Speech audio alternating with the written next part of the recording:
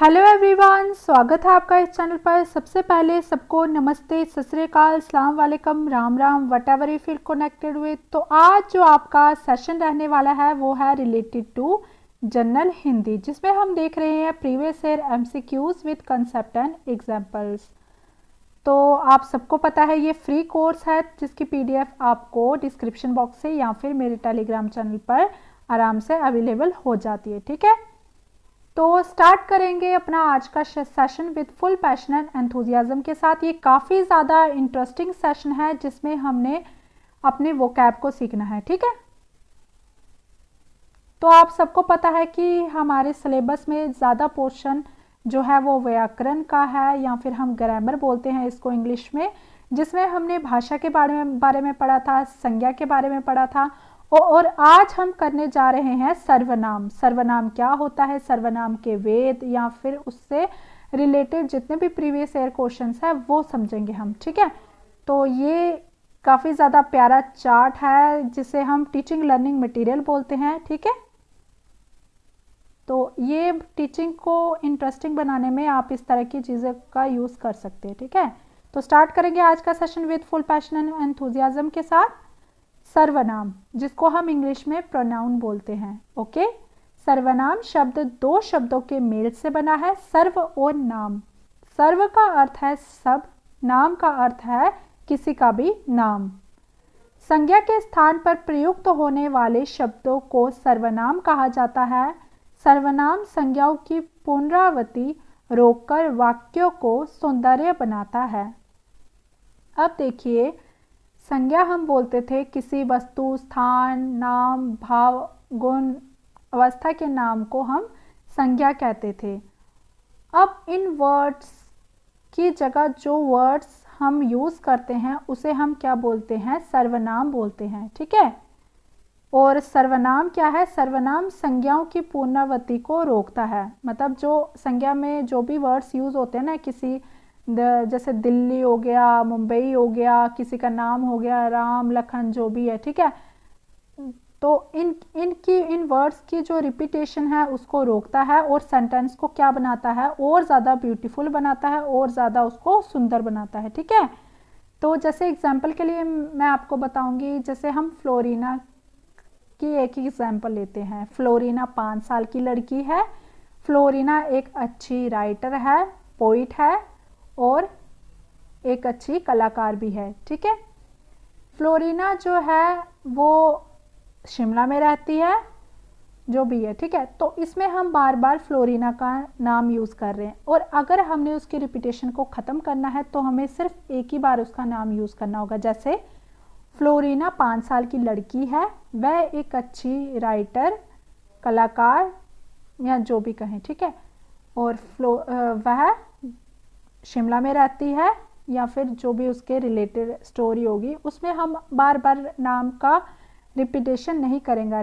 Repetition करेंगे तो उससे क्या होगा, जो भी हम सेंटेंसेस बोल रहे हैं वो काफ़ी ज़्यादा ऑकवर्ड लगेंगे। तो उस चीज़ को ख़त्म करने के लिए हम संज्ञा की जगह सर्वनाम को यूज़ करते हैं। जैसे उदाहरण के लिए, इन्होंने, उसे, उन्हें, मुझे, मेरा, उसने, तुम्हें, आप, कौन, कुछ, क्या आदि वह सभी सर्वनाम शब्द हैं। ठीक है, तो ये काफ़ी प्यारा चार्ट है। यहाँ पे देखिए, ये इसके उदाहरण आगे किसके, सर्वनाम के। ओके, नेक्स्ट है सर्वनाम के वेद, जिसे हम टाइप्स बोलते हैं। टोटल 6 वेद हैं सर्वनाम के। कौन कौन से, पुरुषवाचक, निजवाचक, प्रश्नवाचक, संबंधवाचक, निश्चयवाचक, अनिश्चयवाचक। अब देखिए, ये आप बोलेंगे कैसे हम याद रखें, तो आपके लिए एक ट्रिक है। क्या, पुरुषों के निजी प्रश्नों का संबंध उनके निश्चय और अनिश्चय से होता है। अब जिन वर्ड्स को मैंने अंडरलाइन किया है आपको उसको कॉम्प्रीहेंड करना है और इस लाइन को अपने दिमाग में बिठा लेना है। जब आप एक लाइन याद रखेंगे तो आपको ये 6 के 6 वर्ड्स आराम से याद रहेंगे। ठीक है, तो आप इससे रिलेट कर सकते हैं। उदाहरण के तौर पर या फिर एग्जाम्पल के तौर पर, पहला है पुरुषवाचक। पुरुषवाचक में 3 जो है इसके उपवेद हैं। कौन कौन से, उत्तम, मध्यम और अन्य। उत्तम को जिसे हम फर्स्ट पर्सन बोलते हैं, जैसे मैं, हम, जब सिर्फ अपने ही बारे में बात होती है, ठीक है। फिर उसके बाद मध्यम हो गया जब हम सेकंड पर्सन के बारे में बात करते हैं, जैसे दो लोगों के बीच में बात हो रही है ना, तो आप क्या यूज़ करोगे, तुम, आप, ठीक है। और अगर आप ये दोनों मिलके, उत्तम और मध्यम मिलकर किसी तीसरे इंसान की बात करेंगे तो वो कैसे बोलेंगे, वह, ये, जिसे हम थर्ड पर्सन बोलते हैं, ठीक है। देन आपका नेक्स्ट आ जाता है निश्चयवाचक। निश्चयवाचक सर्वनाम कौन सा होता है, जिसमें हमें बिल्कुल ऐसे कंफर्म होता है किसी चीज़ के बारे में, जैसे वह, ये, ठीक है। फिर उसके बाद हो गया अनिश्चयवाचक। अनिश्चयवाचक वो वर्ड्स होते हैं या फिर वो सर्वनाम होता है जिसमें हमें डाउट होता है कुछ किसी चीज़ों के बारे में, जैसे कोई, कुछ, ठीक है। तो जैसे मैं आपको एक सेंटेंस बताऊंगी, जैसे जैसे कोई कुछ भी कहे हमें क्या, हम किसी को डायरेक्टली नहीं बोल रहे हैं बल्कि हम उसको इनडायरेक्टली समझा रहे हैं, ठीक है। फिर उसके बाद आ गया प्रश्नवाचक। प्रश्नवाचक तो आपको पता है, जिसमें सारी WH फैमिलीज आ जाती हैं, जैसे हिंदी में कौन, क्या, किसने, ठीक है, और इंग्लिश में व्हाट, वेयर, हाउ, ठीक है। फिर उसके बाद आ गया आपका संबंधवाचक। संबंधवाचक को आप तोड़ के देखिए, जैसे ये किसी का रिलेशन को बताता है, जैसे जो, वह, जिसकी, उसकी, जिसे, आदि, ठीक है। फिर उसके बाद आ गया निजवाचक। निजवाचक से आप समझ रहे हैं कि ये अपने बारे में बात हो रही है, एक पर्सनल के बारे में बात हो रही है, ऑन सेल्फ के बारे में बात हो रही है, जैसे स्वयं, खुद, स्वतः, अपने आप, ठीक है। ये सब आ गए आपके निजवाचक सर्वनाम में, ठीक है। तो ये कुछ एग्जांपल्स थी किसकी, सर्वनाम के वेद की, ठीक है। देन आपके बहुत ही प्यारे प्रैक्टिस क्वेश्चंस हैं, प्रीवियस ईयर से पूछे गए हैं, तो देखते हैं आपको कितना कॉम्प्रिहेंड किया आपने, कुछ चेकिंग कर लेते हैं, ठीक है। आपकी इवैल्यूएशन की जा रही है। पहला क्वेश्चन है आपका, किस क्रम में निश्चयवाचक सर्वनाम का सही उदाहरण है। अब देखिए 4 ऑप्शन है आपके पास, आपको बताना है इसमें राइट ऑप्शन, ओके। तो देखिए इसमें आपका जो राइट ऑप्शन है वो है, इस पुस्तक को देखो ये कितनी उपयोगी है। निश्चयवाचक सर्वनाम हम उसको बोलते थे जिसमें हमें कोई डाउट नहीं हो, तो हमें पता है कि हम पुस्तक के बारे में ही बात कर रहे हैं, ठीक है। तो यहाँ पे राइट ऑप्शन कौन सा हो जाएगा, बी, ठीक है। फिर नेक्स्ट है स्वतः, स्वयं किस प्रकार का सर्वनाम है। अब स्वतः और स्वयं हमने पीछे पढ़ा कि जब पर्सनल से रिलेटेड बात होती है तो हम उससे क्या बोलते हैं, निजवाचक सर्वनाम बोलते हैं, ओके। ना ही ये पुरुषवाचक है, ना ही अन्य पुरुषवाचक है, ना ही निश्चयवाचक सर्वनाम है, ठीक है। फिर उसके बाद आ गया, ये काफ़ी ज़्यादा सिंपल था, ठीक है।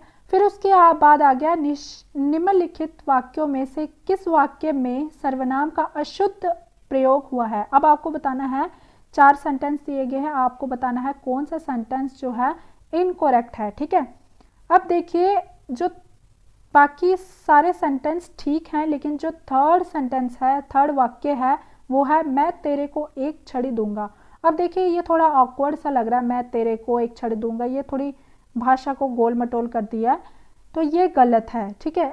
अब ये अशुद्ध है, इनकरेक्ट है, तो हमें यही पूछा है, तो मतलब कि हमारा यही राइट ऑप्शन हो गया, ठीक है। फिर उसके बाद नेक्स्ट है, तुम अपना कार्य नहीं करते हो, रेखांकित शब्द को कौन सा पुरुषवाचक सर्वनाम है। आपको बताना है रेखा अंकित, मतलब रेखा प्लस अंकित से बना है रेखांकित। अब जिसको अंडरलाइन किया हुआ है आपको बताना है ये कौन सा पुरुषवाचक सर्वनाम है, अन्य है, उत्तम है, मध्यम है, या निम्न पुरुषवाचक सर्वनाम। अब निम्न के बारे में तो हमने पढ़ा नहीं, ठीक है। अन्य हम बोलते थे किसी थर्ड पर्सन के बारे में, उत्तम हम बोलते हैं फर्स्ट पर्सन के बारे में, मध्यम हम बोलेंगे सेकंड पर्सन के बारे में। तो यहाँ पे देखिए तुम के बारे में ही पूछा हुआ है, तो तुम क्या है, मध्यम पुरुषवाचक है, ठीक है। तो यही हमारा राइट ऑप्शन होगा। देन नेक्स्ट है आपका, उत्तम पुरुषवाचक वेद किसका होता है। तो उत्तम पुरुषवाचक हमने अभी पढ़ा, ये सर्वनाम का वेद है, this is the right answer, okay. Then next है, किस वाक्य में अनिश्चयवाचक सर्वनाम है। आपको बताना है किसमें ऐसा सर्वनाम है जो कि डाउटफुल है, जिसमें हमें कुछ डाउट है, जैसे हम किसी को कुछ भी नहीं कह सकते। अब हम डायरेक्टली किसी को नहीं समझा रहे, हम बोल रहे हैं हम किसी को कुछ भी नहीं कह सकते, या फिर हम किसी को कुछ नहीं कह सकते, ये सेंटेंस है आपका। तो ये जो है ये अनिश्चयवाचक सर्वनाम है, ओके। फिर उसके बाद ये तीनों जो है गलत है, लेकिन जो फर्स्ट है इसमें हमें डाउट है, क्योंकि हम बोल रहे हैं ना हम किसी को कुछ नहीं कह सकते। अब हमें क्या पता कि हम किस आदमी के लिए यूज़ कर रहे हैं, किस पर्सन के लिए यूज़ कर रहे हैं, ठीक है। So first is the right answer. Then next है तुझे क्या हो गया है, रेखांकित शब्द कौन सा सर्वनाम है। अब आपको तुझे के बारे में नहीं बताना है, क्या को अंडरलाइन किया है, क्या को रेखांकित किया है, उसमें आपको बताना है ये कौन सा सर्वनाम है। तो यहाँ पे एक तरह से प्रश्न ही पूछा हुआ है, तुझे क्या हो गया है, ये एक तरह से प्रश्न है, इसलिए हम जाएंगे किसके साथ, प्रश्नवाचक सर्वनाम के साथ। ओके, देन नेक्स्ट है मैं कहता हूँ नदियाँ सूखती जा रही हैं, इनमें मैं कौन सा पुरुषवाचक सर्वनाम है। अब देखिए मैं जो है इसमें आपको बताना है कि मैं जो है वो कौन सा पुरुषवाचक सर्वनाम है। अभी हमने पढ़ा कि मैं हम कहाँ पे यूज़ करते हैं, उत्तम पुरुषवाचक सर्वनाम में, ना ही मध्यम में करते हैं ना ही अन्य में करते हैं, ठीक है। फिर नेक्स्ट है आपका ये घोड़ा अच्छा है, इस वाक्य में यह क्या है, आपको बताना है यह क्या है, ठीक है। तो यह हमने पढ़ा जब हम यह वह मेरा मैं ये उसका जो भी यूज़ करते हैं वर्ड्स, तो ये वर्ड्स हम सर्वनाम में यूज़ करते हैं, ना ही संज्ञा में करते हैं, ना ही विशेषण में करते हैं, ना ही सर्वनामिक विशेषण में करते हैं। तो राइट ऑप्शन आपका हो गया बी, मतलब कि सर्वनाम। देन नेक्स्ट है आपका क्वेश्चन कौन का प्रयोग किसके लिए किया जाता है। अब देखिए हम कौन वर्ड जो है ना वो ना ही निर्जीवों के लिए करते हैं और इनमें से किसी भी शब्द के लिए यूज़ नहीं करते, ठीक है। जैसे कि सजीवों के लिए हम यूज़ करते हैं, ठीक है। सिर्फ लिविंग पर्सन्स के लिए हम कौन वर्ड यूज़ करते हैं, जैसे कौन आया कौन गया। हम कि जो नॉन लिविंग है उसके लिए थोड़ा ना बोलेंगे कि कौन, ठीक है, उसको क्योंकि वो रिस्पॉन्ड तो करेगी नहीं, तो इसलिए हम जाएंगे किसके साथ, सजीवों के लिए, मतलब जो चीज़ें लिविंग है उसके लिए हम कौन वर्ड यूज़ करते हैं, ठीक है। फिर उसके बाद आ गया आपका क्वेश्चन कौन सर्वनाम का गुणवाचक शब्द दिए गए विकल्पों में से चुनिए। अब देखिए कौन आपको सर्वनाम दिया गया है, इसमें आपको गुणवाचक शब्द बताना है। 4 ऑप्शन है आपके पास, कितना, कितने, किस, कैसा, ठीक है। तो यहाँ पे इसका गुणवाचक शब्द कौन सा है, कैसा। मतलब जब हम कौन वर्ड यूज़ करते हैं तब हम उस इंसान की क्वालिटी के बारे में बताते हैं, तो उस मतलब कि यहाँ पे वर्ड राइट ऑप्शन कौन सा हो जाएगा, कैसा, ठीक है। तो हमें पता चलता है कि कोई इंसान कैसा है, ठीक है। तो ये थे आपके कुछ क्वेश्चंस प्रीवियस ईयर से रिलेटेड क्वेश्चन है आपके, काफ़ी ज़्यादा इंटरेस्टिंग हैं। तो आज हमने पढ़ा किसके बारे में, सर्वनाम के बारे में, उसके वेद के बारे में, कितने वेद होते हैं, 6 वेद होते हैं, पुरुषवाचक, निजवाचक, प्रश्नवाचक, संबंधवाचक, निश्चयवाचक, अनिश्चयवाचक। सर्वनाम क्या होता है, जो कि रिपीटेशन को ख़त्म करता है और सेंटेंसेस को और ज़्यादा ब्यूटीफाई करता है। ओके, तो ये था आपका आज का सेशन। आज जो आपका मोटिवेशन थॉट नहीं है, आज आपके लिए एक मोटिवेशनल शायरी लेके आई हूँ। ये काफ़ी ज़्यादा लिखने वाले ने काफ़ी ज़्यादा सुंदर लाइंस लिखी हुई हैं, काफ़ी ज़्यादा ब्यूटीफुल लाइंस लिखी हैं जो कि इंटरनली मोटिवेट करती हैं। जैसे रख हौसला वो मंजर भी आएगा, प्यासे के पास चलकर समंदर भी आएगा, थक कर न बैठ ए मंजिल के मुसाफिर, मंजिल भी मिलेगी और मिलने का मज़ा भी आएगा।